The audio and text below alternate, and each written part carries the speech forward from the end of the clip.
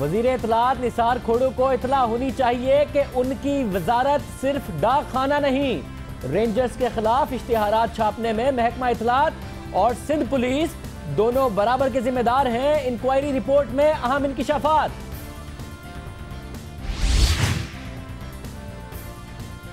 MQM को सालिस के किरदार की हैसियत का एहसास ही नहीं। एमक्यूएम ने मुझे सालिस बनाकर मुलाकात का कहा, फिर मिले बगैर कराची चले गए। मौलाना फजलुर रहमान का मुत्तहिदा कौमी मूवमेंट से नाराजगी का इजहार।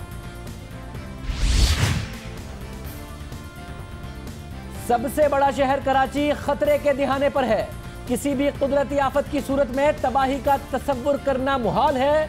3 साल से नेशनल डिजास्टर मैनेजमेंट कमीशन का इजलास ही नहीं हुआ। वजीर आजम नवाज शरीफ कमीशन को वक्त दें या फिर जिम्मेदारी किसी और को दें। बल्दियाती इंतखाबात फौज की निगरानी में नहीं होंगे। इमरान खान ने अभी से एहतजाज की तैयारी शुरू कर दी। आने वाले दिनों में नए सियासी तनाज़ात जन्म ले सकते हैं।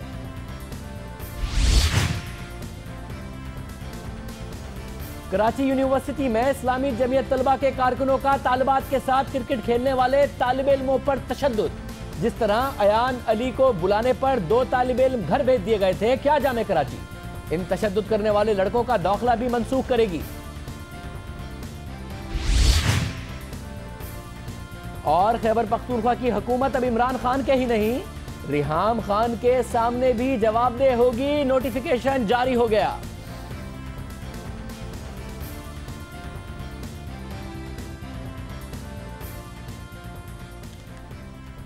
अस्सलाम वालेकुम, मैं हूं शाहजेब खानजादा। प्रोग्राम का आगाज करेंगे इंतहाई अहम खबर से, इंतहाई अहम होने वाली पेशरफ से। गुज़िश्ता दिनों रेंजर्स के खिलाफ इश्तिहारात की इंक्वायरी रिपोर्ट में अहम इंकिशाफात सामने आए थे। हमने अपने प्रोग्राम में आपको बताया था कि रेंजर्स के खिलाफ इश्तिहारात छप गए।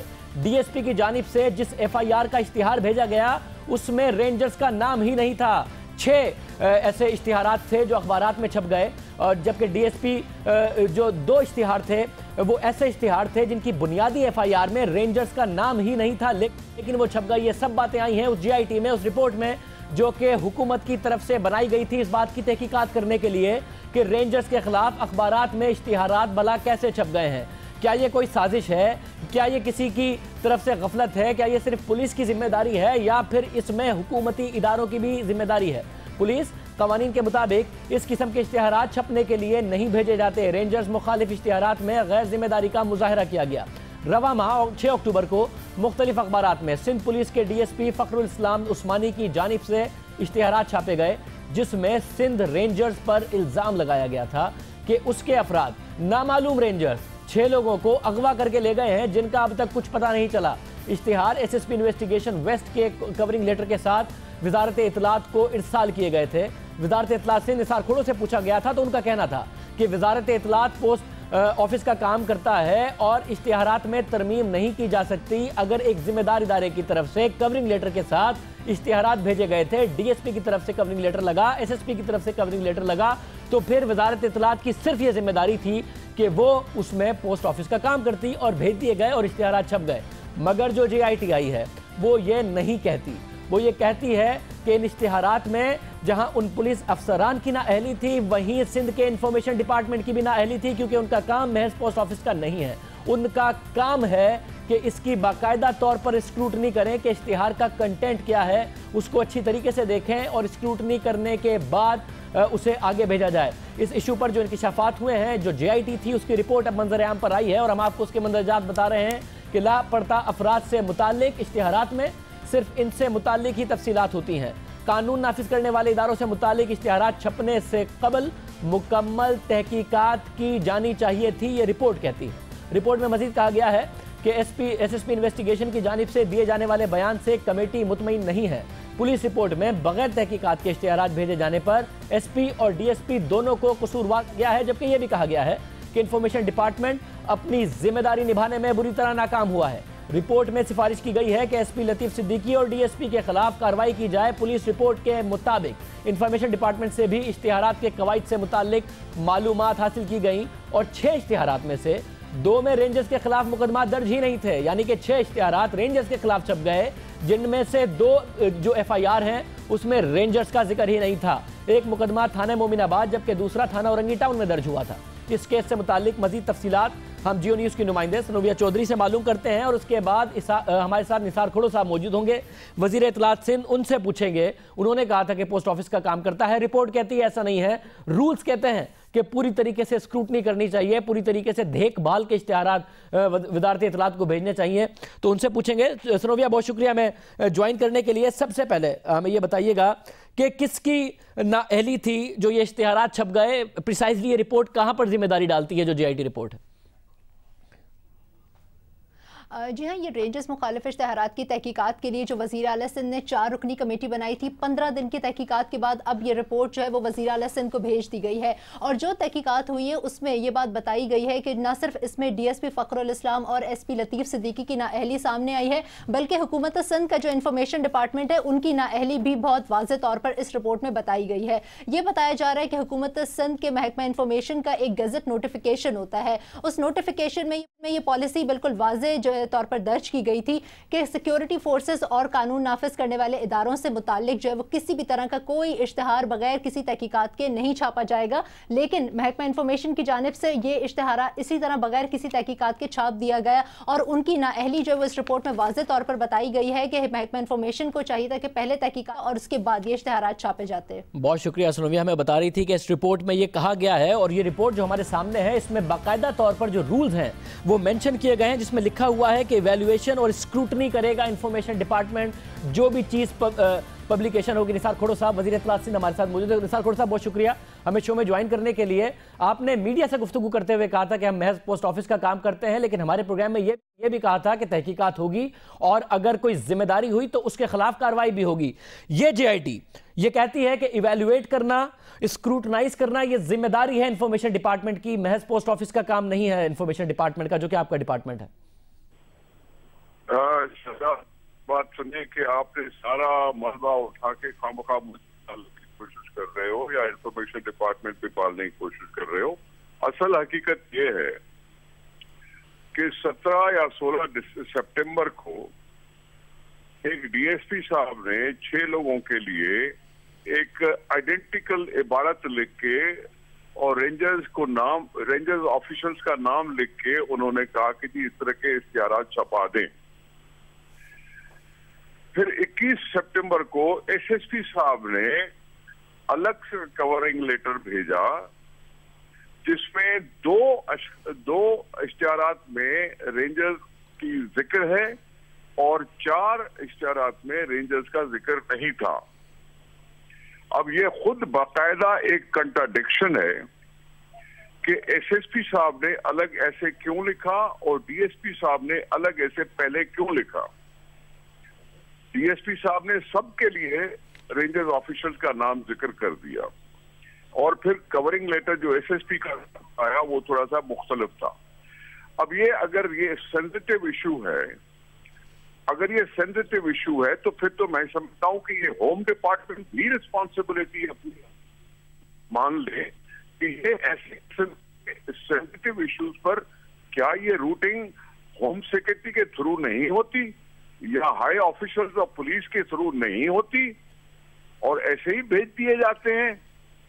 अच्छा सर, जैसा कि आपने कहा कि होम डिपार्टमेंट भी अपनी जिम्मेदारी माने कि ये ऐसे ही भेजने जाते हैं, स्क्रूटनी नहीं होती, मगर इसमें जो लिखा हुआ है वो मैं आपको बता देता हूं। हम कोई अपनी तरफ से नहीं, आपने कहा कि वो जबरदस्ती इन्वॉल्व करने की कोशिश, ये JIT की रिपोर्ट है। मैं आपको बता दूं कि इसमें लिखा हुआ है कि जो इश्तिहार है उसके इशू करने से पहले जो रूल बताया हुआ है कि इंफॉर्मेशन मिनिस्ट्री देखेगी कि इसके मंदरजात क्या हैं, कंटेंट क्या है, कितने पैसे में इश्तिहार छप रहा है, किस तारीख को इश्तिहार छपेगा और क्या बिडिंग वगैरह क्या हुई है इस हवाले से। तो ये सारा काम देखना होता है, जिसमें कंटेंट भी देखना है, पैसे भी देखने, कितने में इश्तिहार छप रहा है। ये आपकी मिनिस्ट्री की जिम्मेदारी है, इसमें लिखा हुआ है JIT में। एक्सक्यूज मी जनाब, आप मुझसे बोलने देंगे या खुद आप बोलेंगे? मैंने कहा डिपार्टमेंट अगर ये इश्तिहारात भेजती है तो वाई वो खुद रिस्पॉन्सिबिलिटी से क्यों कतरा रही है?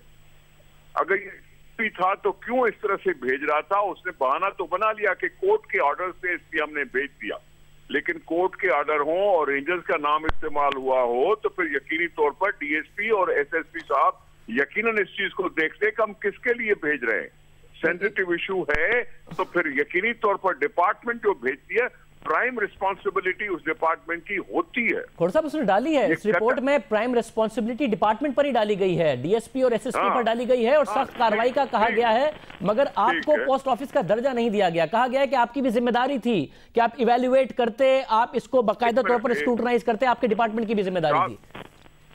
बात कोई सुनेंगे या नहीं सुनेंगे आप? सब पूरी तो बात सुन रहा हूं। अगर ये बात सुन लीजिए, अगर ये रिस्पॉन्सिबिलिटी थी उसकी, और फिर इंफॉर्मेशन डिपार्टमेंट के लिए भी हमने तो ऑब्जर्वेशन कर ली ना, हमने उसका प्रॉपर नोटिस लिया, हमने प्रॉपर नोटिस लेके यकीनी तौर पर आज वहां एडमिनिस्ट्रेशन में भी कुछ ना कुछ तब्दीलियां कर दी। ये हमने सर को इसी वजह से किया था ना। लेकिन ये मैं आपको बता दूं कि ये पहली दफा नहीं हुआ है, ये पहली दफा नहीं हुआ है। इससे पहले भी कभी 1-2 साल पहले भी इस तरह के इश्तेहार छपे थे, उस वक्त शायद नोटिस किसी ने नहीं लिया, नोटिस इस दफा ले लिया था। अच्छा मुझे इसी वजह से आप इस वक्त मेरे साथ जब शो में मौजूद हैं, निसार साहब आप जब शो में मौजूद हैं, एक तो इन्फॉर्मेशन मिनिस्ट्री के हवाले से जो सवाल उठ रहे हैं, जाहिर है आप उसका जवाब दे रहे हैं, मगर आप हुकूमत के भी इंफॉर्मेशन मिनिस्टर हैं। जब आप कह रहे हैं कि होम डिपार्टमेंट भी जवाब दे, अब होम मिनिस्टर साहब तो आते नहीं हैं और होम मिनिस्ट्री भी आती सिंध हुकूमत के अंडर है और आप सिंध हुकूमत के इंफॉर्मेशन मिनिस्टर हैं, तो होम डिपार्टमेंट की क्या जिम्मेदारी? क्या होम सेक्रेटरी को निकालें, क्या कार्रवाई हो, क्या किया जाना चाहिए? भाई मैं यही कह रहा हूं कि यहाँ जो कुछ भी है उसमें इन सारी डिपार्टमेंट्स को जरा सोच समझ के ये एक्शन और आगे परसू करना चाहिए। होम डिपार्टमेंट में भी यकीनी तौर पर रूटिंग होती है उसके सेक्रेटरी से या उसे जो पुलिस के हाई ऑफिशियल्स होते हैं उसके बगैर बताए तो सब कुछ नहीं होता ना। चाहे कोर्ट का ऑर्डर हो तब भी यकीनी तौर पर अगर कुछ लिखती है तो प्राइम रिस्पॉन्सिबिलिटी यकीनी तौर पर इंफॉर्मेशन डिपार्टमेंट की नहीं बनती। अच्छा मुझे ये बताइएगा, ठीक है जी खोड़ साहब, अब जो ये कहा गया है कि आपके यहाँ भी इवैल्यूएशन या स्क्रूटनी होनी चाहिए थी, आप अपने डिपार्टमेंट में क्या एहतसाब करने लगे हैं? क्योंकि जाहिर है बहुत सारे सवालात पैदा होना शुरू हो गए हैं। पुलिस की तो बुनियादी जिम्मेदारी डाली ही है इस रिपोर्ट ने, मगर आपकी भी डाली है कि कहीं साजिश तो नहीं थी, कहीं मामला तो नहीं था, रेंजर्स के खिलाफ तो साजिश नहीं थी, आपकी पार्टी के ताल्लुकात भी नहीं बेहतर, तो आप क्या कार्रवाई करेंगे इस रिपोर्ट को मद्देनजर रखते हुए?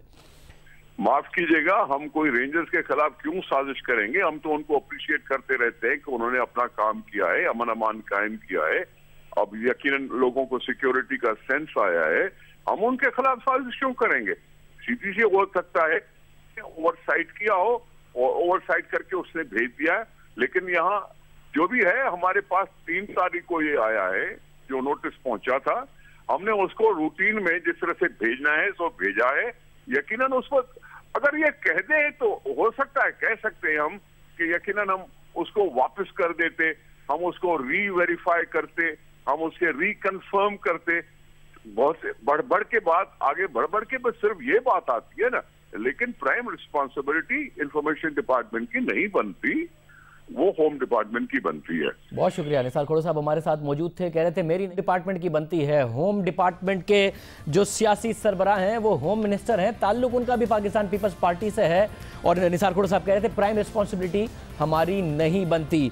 और जो भी इस हवाले से है, हो सकता है कि सही तरीके से उसको देखा ना गया हो, ये मामला हो, मगर साजिश या ऐसा कोई मामला नहीं है। हम रेंजर्स के किरदार की कदर करते हैं, निसार खोड़ो साहब कह रहे थे, कराची में अमन के हवाले से उनके किरदार की कदर करते हैं।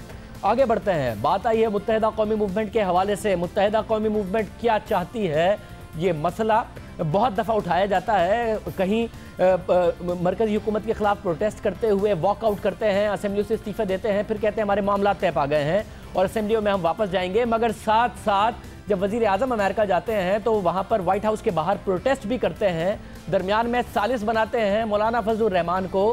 फिर मौलाना फजलुर रहमान साहब ये गिला करते हैं कि सालिस मुझे बनाया था, मगर मुत्तहिदा को पता ही नहीं कि सालिस होता क्या है। मुत्तहिदा से इसका जवाब लेंगे, मगर ज़रा पहले सुनिए कि मौलाना फजलुर रहमान क्या गिला कर रहे हैं सलीम साफ़ी साहब के साथ जिरगा प्रोग्राम में। थोड़ा सा नाराज़ हूँ इनके उनसे इस हवाले से। उनसे नाराज़ है? मैं ज़्यादा पर नाराज़ हूँ उनसे जी। वही माना कि एक शख्स आपको फ़ोन करता है और कहता है जी कि हम आपसे बराह रास्त एक दफ़ा मिलना चाहते हैं, और कब मिलना चाहते हैं? कल सुबह 2 बजे हम मिलना चाहते हैं। मैं सालिस हूँ और मैं उनके घर गया हूँ, सारी ज़िंदगी नहीं गया, पहली मर्तबा गया हूँ, और मुझे उन्होंने ख़ुद सालिस का लफ्ज़ उन्होंने मेरे हक़ में इस्तेमाल किया और सालिस होकर मेरे साथ कहते हैं कि हम आपसे कल अलग भी मिलना चाहेंगे। टाइम तय होता है और मैं टाइम के बाद आधे 40 मिनट तक इंतज़ार करके देखता हूं कि उनका फ़ोन आता है और कहते हैं जी कि हमने तो मुज़ाकरात बंद कर दिए हैं और हम कराची जा रहे हैं, आपके पास आने से हम माज़ूर हैं। ये कल्चर है, ये तरीक़ा होता है। इसको सालिस का कदर मालूम नहीं है, इनको सालिस की हैसियत मालूम नहीं है। सारी ज़िंदगी शायद उन्होंने कोई इस तरह का रिवाज देखा ही नहीं है कि सालिस की हैसियत क्या होती है जी। तय करने के बावजूद भाग गए और चले गए। उसके बाद मैं लाताल्लुक़ रहा हूँ, फिर मेरा कोई राब्ता नहीं है आज तक किसी एक फरीक के साथ भी। मुझे खुद सालिस बनाया, शायद मुत्तहिदा कौमी मूवमेंट को पता नहीं है कि सालिस क्या होता है, सालिस का किरदार क्या होता है। मैं मुत्तहिदा कौमी मूवमेंट से नाराज़ हूँ। बैरिस्टर सैफ साहब मुत्तहिदा कौमी मूवमेंट से हमारे साथ मौजूद हैं। सैफ साहब बहुत शुक्रिया हमें ज्वाइन करने के लिए। मौलाना नाराज़ हैं और ये कह रहे हैं सालिस भी आपने खुद बनाया, कदर नहीं की, आपको पता ही नहीं है कि सालिस क्या होता है। देखें शाहजेब, मौलाना फजल रहमान साहब हमारे लिए, मुत्तहिदा कौमी मूवमेंट के लिए, कायदे तहरीक अल्ताफ हुसैन भाई के लिए एक इंतहाई काबिल एहतराम और मुहतरम शख्सियत है और हमने हमेशा उनकी बड़ी हमारी अकीदत रही है और जब सालसी का किरदार अदा करने में उन्होंने एक रोल प्ले किया तो उसकी भी अल्ताफ भाई ने भी उसको बहुत अप्रिशिएट किया और मैं खुद उस मुज़ाकराती टीम में शामिल था और मैं समझता हूँ कि मौलाना साहब ने एक बहुत ही बुर्दबार और बहुत ही बेहतरीन अंदाज में अपना किरदार अदा किया।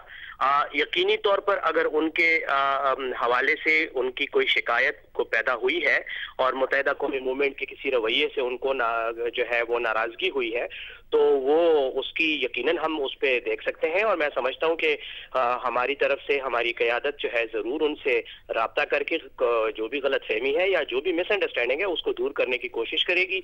मैं तो आज भी समझता हूँ कि पाकिस्तानी सियासी क़यादत में मौलाना फजल रहमान साहब एक इंतहाई समझदार सियासी किरदार जो है हमेशा अदा करते रहे हैं और बहुत ही वसी कल्ब के और वसी दिल के मालिक हैं।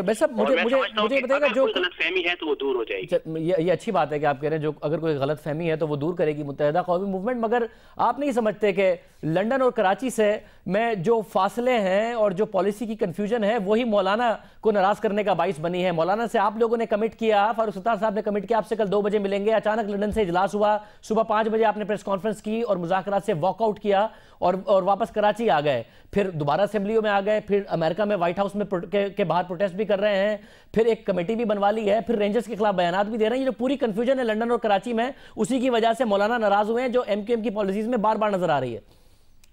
देखें, मैं शाहजेब नहीं समझता कि ये कोई कंफ्यूजन है। अलबत्ता एक बात यकीनी है कि मुत्तहिदा कौमी मूवमेंट इस वक्त एक आजमाइशी दौर से गुजर रही है। हमारे खिलाफ एक तो यकीनी तौर पर एक ऑपरेशन की जारी है जिसकी वजह से हमें शिकायत हैं, नाराजगियां हैं और इसी सिलसिले में ये असम्बलियों से इस्तीफे भी इसी तनाजर में दिए गए थे। बाद में मुज़ाकरात में मौलाना साहब के हवाले से हमें कोई गलतफहमी नहीं थी, ना कोई इशू था, बल्कि हम तो बहुत मुतमईन थे उनके किरदार से। हाँ, हुकूमत के बाज जो लोग थे जो मुज़ाकरात में शामिल थे और जो वादे वईद हो रहे थे उसके हवाले से तहफ़्फ़ुज़ात थे, जिसकी वजह से ये फैसला किया गया कि वक्ती तौर पर जो है वो मुज़ाकरात से हम निकल जाते हैं और हम मुज़ाकरात को मजीद नहीं चलाते। लेकिन बाद में गलतफहमियां दूर हो गई, वो जो इशूज हमारे थे वो सेटल हो गए और उसके बाद हम बैठे। तो ये तो हम सियासत कर रहे हैं पाकिस्तान में। अगले इजलास में जा रहे हैं, मुज़ाकरात का अमल जारी रहता है, ठीक है, हचकोले होते रहते हैं, लेकिन मुज़ाकरात का अमल ना रुका था और ना रुका है। ये अच्छी बात है, सियासत में बिल्कुल मुज़ाकरात का अमल जारी रहना चाहिए। मगर ये बता दीजिए, इसहाक डार साहब ने कहा है अगले इजलास में जा रहे हैं, सेनेट के भी और कौमी असेंबली के में भी, दुरुस्त है? बस देखें, अभी तो हमारे रहनुमाओं की तरफ से भी कुछ अरसा पहले जब मुज़ाकरात का आखिरी दौर हुआ था तो उसके बाद यही ऐलान किया गया था कि हाँ, हम अपने इस्तीफे वापस लेंगे इस शर्त पर कि ग्रीवेंस रिड्रेसल कमेटी बनाई जाए। वो हमारा एक मुतालबा था और वो हुकूमत ने फिल वक्त पूरा कर दिया। तो अभी तो हमें ऐसा कोई रुकावट हमें नहीं नजर आ रही और हम इंशाअल्लाह उसी फैसले पर अभी तक कायम है और हम हुकूमत से भी उम्मीद रखते हैं कि वो खुलूसी नीयत से और खुलूसी दिल से जो है इस कमेटी का जो मकसद है उसको पूरा करने के लिए फाल और अमली तौर पर इकदाम करेगी। उसके लिए लाजमी है, वो नहीं करेगी। आपने कहा टोपी ड्रामा, ये लफ्ज आपकी तरफ से जो इस्तेमाल किया गया उसमें मसला ये कि आप असेंबली में जा रहे हैं, आपने ऐलान भी कर दिया, कमेटी बन गई है, जो रिड्रेसल करने हैं आपके वो काम हुआ नहीं है, इजलास नहीं हुआ, वो मामलात नहीं हुए। अभी 3-4 दिन पहले भी बड़ी सख्त जबान इस्तेमाल की अल्ताफ हुसैन साहब ने रेंजर्स के हवाले से, तो कमेटी बनी है सिर्फ, आपके जो तहफ़्फ़ुज़ात है दूर करने के लिए उसके बाकायदा इजलास होना या वो वाला मामला नहीं हुआ और आप असेंबली में जा रहे हैं? देखें, हमारी यही अंडरस्टैंडिंग थी कि हम तो कई साल से, जब से ये ऑपरेशन शुरू हुआ है, ये मुतालबा कर रहे थे कि एक ओवरसाइट कमेटी होनी चाहिए जो ऑपरेशन में एक न्यूट्रल किरदार अदा करते हुए ऑपरेशन की गैर जानिबदारी को यकीनी बनाए। चूंकि वो मुतालबा पूरा नहीं हो रहा था, इसलिए हमें मजबूरन एहतजाजी तौर पर इस्तीफा देना पड़ा। अब हुकूमत ने कमेटी का नोटिफिकेशन कर दिया है, बहुत मुअज़्ज़ज़ अरकान उसमें शामिल हो गए हैं, तो इसलिए हम समझते हैं कि वो जो हमारी शर्त थी वो पूरी हुई और हमारी जो ग्रीवेंसेस हैं उनको रिड्रेस करने और उनका अजाला करने के लिए एक फोरम बन गया है। अब आगे क्या होता है, किस तरह से उस पर खुलूसे दिल से, खुलूसी नीयत से अमल होता है, वो तो वक्त ही बताएगा। लेकिन हम भी अपनी कमिटमेंट ऑनर करते हुए असेंबलियों में सिर्फ इसी उम्मीद पे जा रहे हैं कि इंशाल्लाह आने वाले 90 दिन जो कि हुकूमत की कमेटी का एक मुतय्यन वक्त है, उसमें कोई अमली इकदाम किए जाएंगे और हमारे कारकुनान जो लापता हैं या जो हमें शिकायत है उनको उनका अजाला किया जाएगा। साहब बहुत शुक्रिया। बैरिस्टर सैफ साहब हमारे साथ मौजूद थे। मूवमेंट से कराची के हवाले से एक और खबर आपको बताते हैं, और अच्छी खबर नहीं है। एक तरफ मुल्क के बड़े हिस्से में हौलनाक ज़लज़ले ने क़यामत ढा दी है, लेकिन अगर खुदा न खास्ता, और मैं फिर कह रहा हूँ, हम फिर कह रहे हैं कि खुदा न खास्ता अगर कभी कराची में ऐसा कुछ हो जाए, ऐसी कोई आफत आ जाए, तो आप और हम अंदाज़ा नहीं लगा सकते कि कितनी बड़ी तबाही यहाँ हो सकती है। बहुत सारी ऐसी चीज़ें होती हैं जिसको मद्देनज़र रखते हुए बहुत बेहतर होता है कि पहले ही इक़दाम कर लिए जाएँ। बैनुल-अक़वामी इदारों की रिसर्च और सीज़मिक माहिरीन के मुताबिक कराची बहरे हिंद और बहरा अरब की ज़ेरे ज़मीन जो टेक्टोनिक प्लेट्स हैं उनके मिलाप के मरकज़ से इंतहाई करीब है, जिससे 2 करोड़ से ज़ायद आबादी से वाला ये शहर ज़लज़ले के हवाले से इंतहाई ख़तरनाक मुकाम पर है। इसके अलावा जो एक और चीज़ इस शहर को इंतहाई ख़तरनाक बनाती है वो है कराची में मौजूद सैकड़ों मखदूश इमारतें जो अपनी मियाद पूरी होने के बावजूद खस्ता हाल ही खड़ी हैं और लोगों की मुस्तकिल रिहाइश गाहें बनी हुई हैं। इसके अलावा अहम मामला यह है कि जो नई इमारतें बन रही हैं उसमें भी, और जो 2005 के ज़लज़ले के बाद बनी हैं उनमें भी रूल्स और रेगुलेशंस की खिलाफ वर्जी करते हुए जो एहतियातें बरती जानी चाहिए वो नहीं बरती गई। पैसे खिलाए गए, पैसे खिलाने के बाद इमारतें बना दी गई, रूल्स और रेगुलेशंस की खिलाफ वर्जी की गई। हुकूमत भी उन इमारतों को खाली कराने के लिए कोई अमली इकदाम करती नजर नहीं आती जिनको मखदूश करार दिया गया है। खुदा न खास्ता अगर कराची में कभी ज़लज़ला आया तो ये खस्ता हाल इमारतें एक लम्हे में ज़मी बूस हो सकती हैं, और ये हम नहीं कह रहे, ये खुद हुकूमत की तरफ से इनको मखदूश करार दिया गया है, जिससे बड़ी तादाद में इंसानी जानों का ज़िया हो सकता है। Sindh building control authority Karachi के 14 टाउन्स की 305 इमारतों को खतरनाक करार दे चुकी है। ये इमारतें जो अपनी मियाद भी पूरी कर चुकी हैं और इंतहाई खस्ता हाली का शिकार हैं, ये खस्ता हाल इमारतें सबसे ज्यादा 226 सदर टाउन और सबसे कम site area north Nazimabad, Gulberg और कोरंगी टाउन में है। 3 माह कबल शहर की मखदूश इमारतों की फहरिस्त जारी किए जाने के बावजूद SBCA ने इन्हें खाली करवाने में कोई काम नहीं किया। ये मुकम्मल नाकाम रहा। वजीर बल्दियात जिनका काम अमल दरामद करवाना है वो ये कहकर अपनी जान छुड़ाते हैं कि अवाम मखदूश इमारतों में अपनी मर्जी से रहना चाहते हैं। इमारत लोग खाली करने के लिए तैयार नहीं है, लेकिन अगर जहाँ पे बिल्कुल ही इस तरह का हो गया जो घिरने वाली हैं वहाँ पे उनके साथ बातें हो रही हैं और उनको इंशाल्लाह हम लोग कैंप में बिठाएंगे। क्या सिंध हुकूमत का मौक़िफ़ दुरुस्त है कि लोग खुद यहाँ रहना चाहते हैं, और अगर ऐसा है भी तो क्या सिंध हुकूमत ने इन अफराद को कोई मुतबादिल जगह फराहम की है? ये बात सिर्फ मखदूश इमारतों की है, इसके अलावा हज़ारों तो इमारतें ऐसी हैं जो नाकिस प्लानिंग या फिर एक नाकिस मटीरियल से बनी हुई हैं, और जैसा हम कह रहे थे, पैसे खिलाओ, कराची में रूल्स की खिलाफ वर्जी करो, नाकिस मटीरियल लगाओ, नक्शों की या फिर जो रूल्स और रेगुलेशंस बनाए गए हैं उनकी खिलाफ वर्जी करो और इमारत खड़ी कर दो। अगर खुदा न खास्ता 2 रोज़ पहले जैसी शिद्दत के ज़लज़ले का सामना कराची को करना पड़ा तो ये इमारतें बड़े इंसानी एक ऐसे अलमिया को जन्म दे सकती हैं जो ना हम देखना चाहते हैं, जो ना हम सुनना चाहते हैं, ना कराची के अवाम उसे बर्दाश्त करना चाहते हैं। सुलेमान सादत नुमाइंदा जियो न्यूज़ हमारे साथ मौजूद है। सुलेमान बहुत शुक्रिया। ये बताइएगा, आप मुख्तलिफ गवर्नमेंट डिपार्टमेंट से भी इस हवाले से बात की है, खुद जाके इमारतों को देखा भी है, बहुत हद तक वो मशकूक हैं, अथॉरिटीज़ क्यों नहीं उनको खाली करा पाई और क्या क्या वजह है कि हमारे यहाँ ऐसा हो रहा है कि कराची में रूल्स की खिलाफ वर्जी करते हुए भी इमारतें बनती हैं, जो मखदूश हैं वो भी खड़ी रहती हैं। दुनिया भर में तो इमारतें गिरा दी जाती हैं, मुद्दत पूरी करती हैं, बेशक खतरनाक ना हो, गिरा दी जाती हैं। अगर हमारे नाज़रीन को हम दिखाएंगे भी कि किस तरीके से गिराई जाती हैं। कराची में क्या हो रहा है?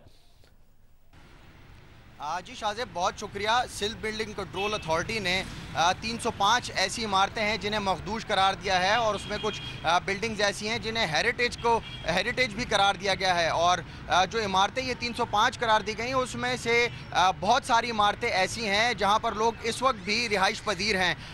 और लियारी हो या सदर हो या ओल्ड सिटी एरिया हो, तो देखने में है कि हर 1 या 2 साल के बाद वहाँ पर एक बिल्डिंग गिर जाती है और उसके बाद हुकाम दावा करते हैं कि हमने तो पहले से इंदिया दे दिया था कि इन इमारतों को खाली करवाया जाए, लेकिन ऐसा होता हुआ दिखाई नहीं दे रहा। वज़ीर बल्दियात से जब बात हुई थी तो उन्होंने भी कहा था कि खाली करवाया जाएगा, हुकाम से बात की जाएगी, लेकिन फिर साथ ही साथ उन्होंने अपनी जान छुड़वाने के लिए ये भी कह दिया कि लोग खुद ऐसी इमारतें खाली नहीं करते हैं। जबकि सिंध बिल्डिंग कंट्रोल अथॉरिटी है कि वो इस तमाम इशू पर बात करने से गुरेज कर रहे हैं। DG Sindh building control authority हैं मुमताज़ हैदर, उनसे मुतादिद बार रब्ता करने की कोशिश की गई, उनके तर्जुमान से बात की गई, लेकिन कोई वाज़ेह मौक़िफ़ सामने नहीं आया। जबकि इस तमाम तर सूरत हाल में KMC और जो ज़िलाई इंतज़ामिया होती है उनकी भी जिम्मेदारी होती है। शहर के जो 14 टाउन्स हैं उनमें 305 इमारतें ऐसी हैं जिन्हें मखदूश करार दे दिया गया है। हज़ारों लोग इस वक्त भी रिहाइश पजीर हैं। ये जो बिल्डिंग्स हैं इनमें जो लोग इस वक्त मुकीम हैं उनसे भी हमारी बात हुई। हमने उनसे पूछा कि आप ये बिल्डिंग्स क्यों खाली नहीं करते जबकि आपकी जान को ख़तरा लाहक है। तो उनका ये मौक़िफ़ है कि गुज़िश्ता कई दिहाइयों से वो इन बिल्डिंग्स में मुकीम है और अगर हुकूमत चाहती है और उनके जानो माल का तहफ़्फ़ुज़ चाहती है तो उन्हें कोई ऑल्टरनेट फराहम करे, उन्हें रीसेटल करे। सलमान, बहुत शुक्रिया। सलमान सादात बता रहे थे कि लोगों का क्या है, हुकूमत का क्या मौक़िफ़ है। बहरहाल हकीकत यह है लोग रह रहे हैं और सैकड़ों इमारतों में रह रहे हैं जिन्हें मखदूश करार दिया गया है। प्रोग्राम में एक ब्रेक शामिल करते हैं, उसके बाद जिक्र होगा इमरान खान साहब का। लगता है खान साहब बल्दियाती इंतखाबात से पहले ही एक केस बना रहे हैं। ये केस बना रहे हैं कि इंतखाबात में धांधली होनी है। अगर पाकिस्तान तहरीक इंसाफ इस नतीजे के हवाले से किस तरह केस बना रही है, इस पर जरा बात करेंगे एक ब्रेक के बाद।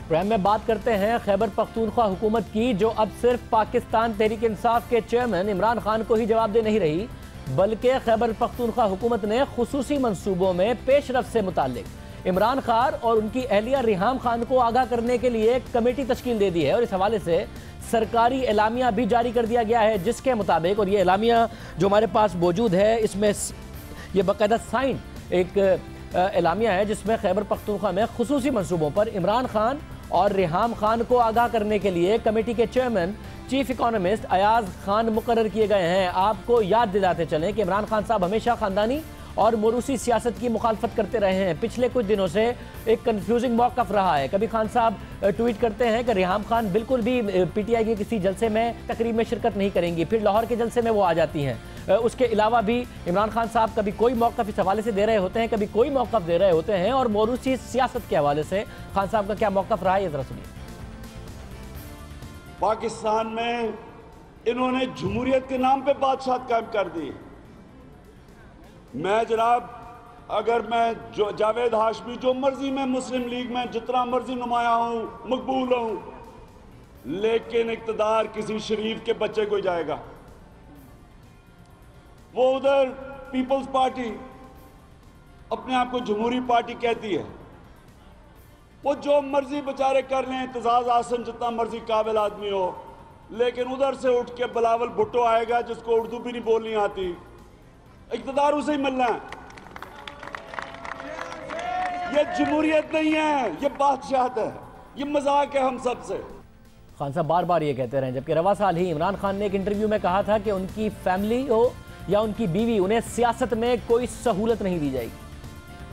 इंशाल्लाह तहरीक इंसाफ में देखेंगे कि कभी सिर्फ मेरिट होगी, इलेक्टेड बॉडीज होंगी, इलेक्टेड लोग ऊपर आएंगे और कोई भी इमरान खान के रिश्तेदार, चाहे उसकी बीवी हो चाहे कोई रिश्तेदार हो, उनको कोई प्रिविलेजेस नहीं दी जाएंगी। इमरान खान के इस मौक़िफ़ के बाद उनकी अहलिया रिहाम खान की सियासी सरगर्मियों, पाकिस्तान तहरीक इंसाफ की सियासी रैलियों और ख़ास तौर पर हरीपुर में इंतखाबी मुहिम में शमूलियत पर मुख्तलिफ हलकों की जानिब से तनकीद होती रही, जिसके बाद खान साहब ने 18 अगस्त को समाजी राब्ते की वेबसाइट ट्विटर पर पैगाम दिया कि रिहाम खान की पाकिस्तान तहरीक इंसाफ में कोई उन्हें ओहदा नहीं दिया जाएगा। उन्होंने वाज़ेह तौर पर लिखा कि ना ही रिहाम खान की खैबर पख्तूनख्वा हुकूमत में कोई पोजीशन है और ना ही रिहाम खान को कोई सरकारी प्रोटोकॉल दिया जा रहा है। खान साहब ने यह भी लिखा कि रिहाम खान पाकिस्तान तहरीक इंसाफ के टिकट पर इलेक्शन नहीं लड़ रही। 18 अगस्त को इमरान खान की जानिब से की जाने वाली मुख्तलिफ ट्वीट्स में इमरान खान ने वाज़ेह किया कि रिहाम खान के पास और भी बहुत काम है, इसलिए आइंदा पाकिस्तान तहरीक इंसाफ की किसी तकरीब में शिरकत नहीं करेंगी। हमने जब खान साहब का इसके बाद इंटरव्यू किया, खासतौर से पूछा कि रिहाम खान आपकी अहलिया हैं, ऐसी क्या जरूरत पड़ गई, ऐसा क्या दबाव आप पर था कि आपने ट्वीट करके अवाम को यह बताया कि आपकी अहलिया पाकिस्तान तहरीक इंसाफ की किसी रैली में, किसी जलसे में, किसी तकरीब में शिरकत नहीं करेंगी। तो खान साहब का यह कहना था, बहुत ज़्यादा सोशल मीडिया पर इस हवाले से शोर मच रहा था, इसलिए यह फैसला किया गया। मगर उसके बाद लाहौर में जलसा हुआ और रिहाम खान उस जलसे में मौजूद थी खान साहब के इन ट्वीट्स के बावजूद। और जब खान साहब ने ये ट्वीट किए थे, इस हवाले से रिहाम खान ने 3 सितंबर को एक टीवी इंटरव्यू में क्या कहा था, जरा सुनिए। भी ट्वीट बहुत दफ़ा कर चुकी हूँ कि जी मैं तो एलिजिबल ही नहीं हूँ, मैं ड्यूल नेशनल हूँ, मेरे बच्चे बाहर हैं, मैं ड्यूल नेशनलिटी जब तक छोड़ूंगी नहीं, how can I enter Pakistani politics, I am not eligible. फिर मैंने अपनी जॉब भी नहीं छोड़ी, मैं काम भी करी, तो हमने हर कोशिश की कि लोग समझ आए, लोग नहीं समझे। And in the end I said to Khan के you know we have to categorically state, क्योंकि ये बहुत इंसल्टिंग है। और उन्होंने अब भी जब कह भी दिया है तो भी चमगोइयाँ जारी हैं। जब वो कह भी दिया है तब भी चमगोइयाँ जारी हैं। बहरहाल कह भी दिया था, उसके बावजूद लाहौर के जलसे में रिहाम खान साहिबा मौजूद थी, उसके बावजूद ये नोटिफिकेशन आया है, खैबर पख्तूनख्वा हुकूमत की तरफ से आया है, स्पेशल प्रोजेक्ट्स की टीम बनाई गई है। चीफ इकोनॉमिस्ट के लिए कहा गया है कि वो रिपोर्ट करेंगे इमरान खान और मिसेज रिहाम खान को। शौकत यूसुफ साहब खैबर पख्तूनख्वा में सीनियर रहनुमा हैं, पाकिस्तान तहरीक इंसाफ के हमारे साथ मौजूद है। यूसुफ साहब बहुत शुक्रिया हमें ज्वाइन करने के लिए। जो खान साहब बातें करते रहे हमने सुनाई, जो नोटिफिकेशन कहता है वो आवाम को दिखाया, क्या हो रहा है सर पाकिस्तान तहरीक इंसाफ में? बिस्मिल्लाहिर्रहमानिर्रहीम। देखिए, 2 चीज़ें आपने कहा कि रिहाम खान के हवाले से और इस नोटिफिकेशन के हवाले से। देखिए, खान साहब ने बिल्कुल मोरूसी सियासत की हमेशा मुखालफत की और आज भी कर रहे हैं। और कभी भी रिहाम खान उन्होंने कहा कि ना कोई पॉलिटिकल ओहदा मिलेगा, पार्टिसिपेशन करना ये कोई जुर्म नहीं है, लेकिन ओहदा लेना, मुदाखलत करना ये उनके बिल्कुल ये चीज़ नहीं है। जिस तरह की दूसरी पार्टियों में लोग इन्फ्लुएंस होते हैं पार्टी के ऊपर, वो इस तरह नहीं है। सेकेंडली, जो इस नोटिफिकेशन की बात है, मेरे पास भी ये नोटिफिकेशन आया था, मैंने भी देखा है। और उसके बाद जब हमने इसके पता चलाया तो ये इसका कोई ओनरशिप नहीं थी। किसी कॉम्पिटेंट अथॉरिटी ने ये लेटर जारी किया, ना चीफ सेक्रेटरी ने, ना वजीर आला ने। ये लेटर जो है जारी हुआ, अब इसका ऑर्डर भी हो गया है, इंक्वायरी हो रही है इसके कि भाई ये किसने किया है, और इस को कैंसिल भी कर दिया गया। मतलब एक चीज़ है नहीं, कॉम्पिटेंट अथॉरिटी ने किया नहीं है। कभी भी रिहाम खान क्या कोई अमल दखल आज तक केपी गवर्नमेंट में नहीं रहा, तो उनका नाम आना समझ से बालातर है। नोटिफिकेशन को आए 8 साढ़े 8 घंटे हो गए हैं। आप मुझे ये बता रहे हैं कि शौकत यूसुफ साहब सीनियर रहनुमा पाकिस्तान तहरीक इंसाफ, उन्हें जब हमने शो में बुलाया उन्होंने खुद इन्वेस्टिगेट किया, तो आप इस वक्त मुझे 10:42 पर बता रहे हैं कि ये नोटिफिकेशन जो है इसकी कोई ओनरशिप नहीं है। ये खैबर पख्तूनख्वा हुकूमत चला कौन रहा है सर, कि खैबर पख्तूनख्वा का इंफॉर्मेशन डिपार्टमेंट सोया हुआ है? वो 8 साढ़े 8 घंटे से मीडिया पर यह खबर है और आप अब मुझे बता रहे हैं जब शो में आए हैं, तो कौन है इंफॉर्मेशन डिपार्टमेंट का? किसी ने अभी तक इसका जवाब ही नहीं दिया सर इस नोटिफिकेशन का। देखिए, जब कोई ख़त ऑफिशियली जारी नहीं हुआ है, तो अब ये कि इंफॉर्मेशन डिपार्टमेंट ने क्या जवाब दिया नहीं दिया उसका तो मुझे नहीं पता, लेकिन मैं बता रहा हूँ कि ऑफिशियली कोई लेटर जारी नहीं हुआ है, ना ही इसको किसी ने ओन किया अभी तक, ना तो कभी इमरान खान ने इस ख्वाहिश का इजहार किया है कि भाई 27 अक्टूबर का यह है government of Khyber Pakhtunkhwa planning and development authority department का बाकायदा तौर पर ऑफिशियल लेटर है ये, जो कि स्क्रीन पर नजर आ रहा है। इसकी ओनरशिप की क्या अब कोई वर्बली ओनरशिप लेगा सर? दस्तखत मौजूद है, बाकायदा तौर पर लेटर है, लिखा हुआ इमरान खान और मिसेज रिहाम खान को रिपोर्ट करेंगे चीफ इकोनॉमिस्ट। देखिए, मैं इसीलिए आपसे कह रहा हूं कि इसकी इंक्वायरी ऑर्डर हो चुकी है कि किसने ये लेटर जारी किया और किसके कहने पे किया। देखिए ना, या तो कॉम्पिटेंट अथॉरिटी चीफ सेक्रेटरी होता है ना, या सेक्रेटरी होता है, या चीफ मिनिस्टर हैं, तो इनमें से किसी ने ये काम नहीं किया। और ना ही कभी इमरान खान ने इस ख्वाहिश का इजहार किया कि मेरे नाम पे कोई कमेटी बनाई जाए और मुझे आगाह किया जाए। देखिए, ये एक फेक नोटिफिकेशन है और इसकी इंक्वायरी ऑर्डर हो चुकी है। इंशाल्लाह हो सकता है फेक से आपकी मुराद क्या है? फेक से आपकी मुराद है कि किसी ने एक डॉक्टर किया हुआ है इसको सोशल मीडिया पर, या आप ये कह रहे हैं कि हुआ हुकूमत की सतह पर ही किसी ने फेक, बगैर किसी इंस्ट्रक्शन के, बगैर किसी हिदायत के, किसी ने या तो इस सेक्शन ऑफिसर फहीदुल्लाह खान ने या फिर एडिशनल चीफ सेक्रेटरी जिसका नाम दिया इन्होंने निकाल दिया? फेक से आपकी मुराद क्या है? देखिए, जब इंक्वायरी आर्डर हो चुकी है ना शाहजेब भाई, तो मेरे ख्याल से फिर इंक्वायरी का ही हम इंतज़ार करेंगे, इसलिए कि कॉम्पिटेंट अथॉरिटी चीफ सेक्रेटरी होता है ना। जब भी आप नोटिफिकेशन करते हैं इस तरह के, तो कॉम्पिटेंट अथॉरिटी यानी कि या तो वज़ीर आला ने ख्वाहिश का इजहार किया होता है, उनके हुक्म पे होता है, या चीफ सेक्रेटरी को कन्वे किया जाता है, चीफ सेक्रेटरी आगे कन्वे करता है। तो ऐसा कुछ हुआ नहीं है, ये बिल्कुल इस किस्म की कोई भी बहुत शुक्रिया साहब कह रहे हैं ऐसा कुछ हुआ नहीं है, उसके बावजूद इनको कर दी गई है कि ये नोटिफिकेशन हुआ, इशू हुआ तो हुआ कैसे, फेक भी कह रहे हैं, ये भी कह रहे हैं कि इसके हवाले से इंक्वायरी ऑर्डर कर दी गई है। 8 साढ़े 8 घंटे से मीडिया में सर्कुलेट कर रहा है, तमाम मीडिया चैनल्स की हेडलाइंस में है, मगर खैबर पख्तूनख्वा का इंफॉर्मेशन डिपार्टमेंट इस हवाले से खामोश रहा, ना तरदीद की, ना ये बताया कि इसकी तहकीकात हो रही हैं। बताया तो शौकत रज़ी साहब ने हमारे प्रोग्राम में आके बताया है कि इसकी तहकीकात हो रही हैं और इसकी कोई ओनरशिप नहीं ले रहा इस एक नोटिफिकेशन के हवाले से। प्रोग्राम में एक ब्रेक शामिल करते हैं, उसके बाद बात करते हैं एक और तनाज़े की जो जन्म ले रहा है और जो 2 से 3 दिन बाद एक बाकायदा तौर पर बड़ा तनाज़ा बन सकता है। कैसे बन सकता है, इस पर बात करेंगे एक ब्रेक के बाद।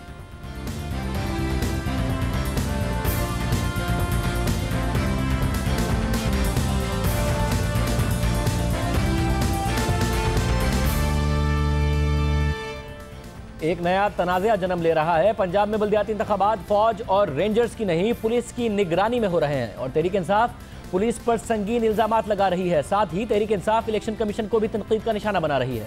बल्दियाती इंतखाबात होने हैं, खान साहब ने आज इलेक्शन कमिश्नर पंजाब को शदीद तनकीद का निशाना बनाया। कहा 2013 के इंतखाबात उन्होंने रिग किए थे, अब भी उनसे कोई अच्छी उम्मीद नहीं। पुलिस पर शदीद तनकीद की, कहा कि नून लीग पुलिस को अपने इख्तियारात में इस्तेमाल करती है, उनसे गलत काम कराती है और नून लीग पंजाब की मुत्तहिदा कौमी मूवमेंट MQM है। इतने संगीन इल्जामात हुए हैं, इन्हीं 2 इदारों ने बल्दियाती इंतखाबात कराने हैं। खान साहब इन दोनों को तनबीह कर रहे हैं कि शफाफ इंतखाबात कराना, या पहले से ही एक केस बना रहे हैं कि इंतखाबात हो और पाकिस्तान तहरीक इंसाफ को शिकस्त हो या इंतखाबात उसके फेवर में ना हो तो खान साहब ने पहले ही केस बिल्ड किया हो। क्या मामला है, इस पर बात करते हैं। चौधरी सरवर साहब हमारे साथ मौजूद हैं। चौधरी सरवर साहब बहुत शुक्रिया हमें ज्वाइन करने के लिए। शदीद तनकीद की है खान साहब ने पाकिस्तान तहरीक इंसाफ पर। पंजाब में पुलिस की किरदार हमेशा से ज़ाहिर डिस्प्यूटेड रहा है। हम भी अपने प्रोग्राम्स में नून लीग पर इस हवाले से तनकीद भी करते रहे हैं, सवालात भी करते रहे हैं, मगर बल्दियाती इंतखाबात से 2 दिन पहले इतनी शदीद तनकीद करना, क्या खान साहब तनबीह कर रहे हैं या बाकायदा केस बिल्ड कर रहे हैं बल्दियाती इंतखाबात के बाद ये कहने का कि धांधली हुई है? पाकिस्तान में कौन शख्स है जिसको नहीं मालूम कि पंजाब की ब्यूरोक्रेसी, पंजाब की इंतजामिया, पंजाब के तमाम अदारे, उन्होंने हल्का 122 में भी भरपूर तरीके से इलेक्शन लड़ा। और ये इलेक्शन जो था हल्का 122 में, वो 2 सियासी कुव्वतों का इलेक्शन नहीं था, वो सियासी जमातों का इलेक्शन नहीं था। उसमें फेडरल गवर्नमेंट के तमाम अदारे, फेडरल मिनिस्टर्स, सूबाई मिनिस्टर्स और सूबाई तमाम अदारे, उन्होंने हिस्सा लिया। और अब भी जो कुछ हो रहा है, मैं आपको बताऊं, चंद दिन पहले हमारे 2 कारकुनों को डायरेक्ट गोलियां मारकर शहीद किया है और 6 हमारे कारकुन अभी अस्पताल में हैं, जख्मी हैं। मतलब वो वाकया हुआ, उस हवाले से मैं फिर कह रहा हूँ कि नून लीग को हमने प्रोग्राम में बुलाया भी, सवालात भी उनके सामने इस हवाले से रखे थे और जाहिर है अफसोसनाक वाकया तो नहीं होना चाहिए था। मगर खान साहब पुलिस पर शदीद तनकीद करें, इलेक्शन कमीशन जिसने इंतखाबात कराने हैं, जिसने ही 122 का कराया, जिसने ही बल्दियाती इंतखाबात कराने हैं, उसके बारे में कहें 2013 में धांधली की थी, अब भी कोई उम्मीद नहीं। मैं फिर पूछ रहा हूँ, वार्न कर रहे हैं खान साहब, तनबीह कर रहे हैं, या इलेक्शन के बाद जो केस बिल्ड करना है वो खान साहब अभी कर रहे हैं कि इंतखाबात के नतीजे मानने नहीं है? देखें, बात यह है कि ये तो डिपेंड करता है। हमने जो हल्का 122 में इलेक्शन हुआ है और डे ऑफ पोलिंग, वहां पर हमने कहा कि कोई रिगिंग नहीं हुई है, कोई वहां पर आजाद इलेक्शन हुआ है। लेकिन हमने जो वहां पर इशू उठाया है वो ये है कि हजारों के हिसाब से इन्होंने लोगों के, जो कि PTI के लोग थे, उनके वोट बाहर मुंतकिल कर दिए। हजारों के हिसाब से बाहर के लोगों को ये है इन्होंने हल्के में ऐड किया। तो हम अब भी जो इलेक्शन अगर शफाफ होंगे तो हम इनको जरूर मानेंगे, अगर शफाफ नहीं होंगे तो यकीनी तौर पर हमें फिर ये तो हक हासिल है कि हम कह सकें कि इलेक्शन शफाफ नहीं हुए। तो सब हालिया तारीख को देखते हुए शफाफ क्या सिर्फ उसी वक्त होंगे जब पाकिस्तान तहरीक इंसाफ जीतेगी, वरना नहीं होंगे? खानजादा साहब, मैं आपको एक बात ईमानदारी से कहता हूं और मैं इस बात पे बिलीव करता हूं कि जो खिलाड़ी खेल के मैदान में हार होने के बाद हार तस्लीम न करे और जो सियासतदान सियासत में हार के बाद सियासत कबूल न करे, वो सियासतदान उसको नहीं बनना चाहिए और खिलाड़ी नहीं बनना चाहिए। ऐसा लग रहा है आप इमरान खान साहब को कह रहे हैं कि उन्हें सियासतदान नहीं बनना चाहिए। नहीं, मैं ये नहीं कह रहा, वो तो मानते हैं, उन्होंने क्यों नहीं माना। जो चीजें उन्होंने, जो इलेक्शन हुआ, उन्होंने कहा कि इलेक्शन वाले दिन जो है वो शफाफ जो है वो इलेक्शन हुए हैं, लेकिन उससे पहले प्री पोल रिगिंग हो गई है, लोगों के वोट बाहर ट्रांसफर हो गए हैं और 600 से ज्यादा लोगों ने एफिडेविट हमें दिए हैं। भाई देखें, किसी का वोट उसकी मर्जी के बगैर बाहर मुंतकिल करना, ये कानूनी तौर पर जुर्म है, ये एक क्रिमिनल एक्ट है, और जो भी लोग इसके जिम्मेदार हैं, मैं समझता हूं कि आप लोगों को भी हमारे साथ शामिल है उनको लोगों के खिलाफ। चौधरी साहब बहुत शुक्रिया, चौधरी साहब बहुत शुक्रिया। चौधरी सरवर साहब हमारे साथ मौजूद थे और बोल रहे थे कि किस वजह से खान साहब की तरफ से ये स्टेटमेंट दिया गए हैं। उस हवाले से चौधरी सरवर साहब फरमा रहे थे आज के प्रोग्राम में इतना ही, आपसे कल के प्रोग्राम में एक दफ़ा फिर मुलाकात होगी। आमतौर पर हम अपना प्रोग्राम जुमेरात तक किया करते थे, मगर अब प्रोग्राम के दिन बढ़ गए हैं। इस प्रोग्राम में अब आपसे जुमे के दिन भी रात 10 बजे मुलाकात हुआ करेगी। तो आज एक स्टोरी थी इस्लामी जमीयत तलबा के हवाले से, कराची यूनिवर्सिटी में जो झगड़ा हुआ उस पर, वो हम आपको कल के प्रोग्राम में दिखाएंगे। आपसे हर हफ्ते अब हर जुमे को मुलाकात रात 10 बजे हुआ करेगी। आज के प्रोग्राम से शाज़ेब खान को इजाज़त दीजिए।